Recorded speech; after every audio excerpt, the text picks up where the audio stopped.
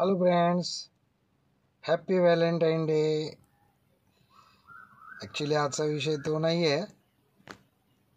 आजचा विषय आहे अग ग ग ग ग विंचू चावला. तुम्ही म्हणाल हे काय आज नवीन?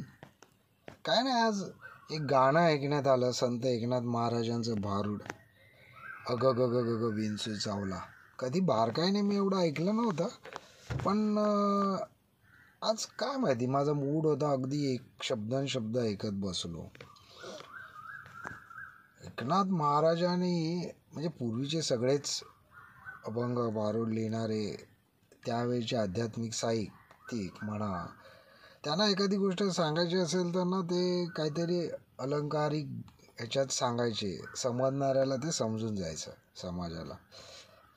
त्याने काय नुसतंच देव आणि अशा धार्मिक गोष्टी नाही सांगितल्या, बऱ्याचशा रूढी आणि अनिष्ट परंपरांवर प्रहार पण करायचे ते. पण लोकांना तेव्हा आध्यात्मिक भाषाच समजत होती म्हणून त्यांनी ती वापरली. तर संत एकनाथ महाराज काय म्हणाले? अग ग ग ग ग विंचू चावला, कोणाला सांगू विंचू चावला, काय मी करू विंचू चावला. तर भक्तगण विचारतात, साहेब अग ग ग विंचू चावला, कुठे चावला, कधी चावला, कसा चावला? कोण विचारतो केवढा मोठा विंचू? तर ते सांगतात, काय मी सांगू विंचू चावला, मोठा विंचू. मोठा म्हणजे किती? तो सोंगाड्याला सांगतात, तुझ्या एवढा, माझ्या एवढा. म्हणजे याला विंचवाच्या विषाला उतारा काय? मोठा विंचू म्हणजे मोठं विष. ते विष कसलं आहे? कसलं आहे विष? तर काम क्रोध अहंकाराचं विष. अव ब ब ब ब ब ब अग ग ग ग ग विंचू चावला. आणि ते या भारुडात मग उतारा काय सांगतात? ह्या विंचवाच्या विषाला उतारा, तमोगुण मागे सारा. तमोगुण म्हणजे काय?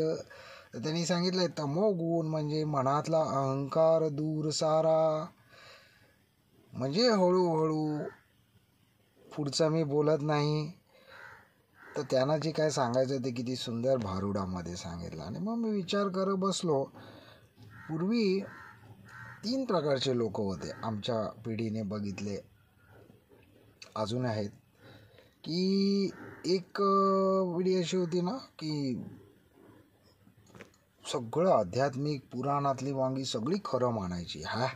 त्यावेळेच्या लोकांनी हे लिहून ठेवलं आहे, सांगितलं आहे म्हणजे ते नक्कीच खरं असणार, आणि ते फॉलो करायचे. दुसरी पिढी कशी होती की थोडी नवशिक्षित होती. तेव्हाच कुठे इंग्रजी शाळा आणि सगळं सुरू झालं होतं, आणि त्याचा एक डोक्यावरती पगडा होता, आता आपण सुशिक्षित. हे जुनं सगळं काय बघायचं नाही, आता आपला सगळं काय आहे ना नवीनच. पुस्तकात जे काय शिकलं आहे बघतोय तेवढाच खरं, बाकी काही नाही. हो.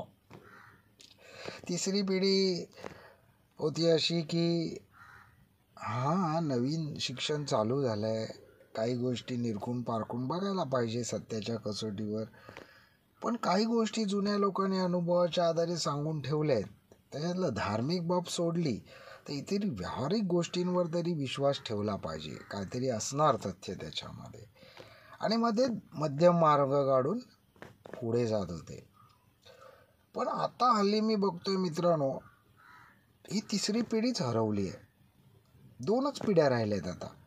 एक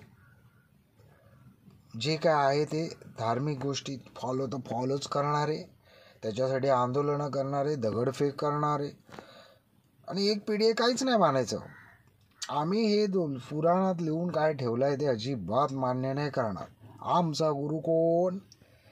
चॅट जीपीटी सांगेल ते, आणि आम्ही वाचू तेच.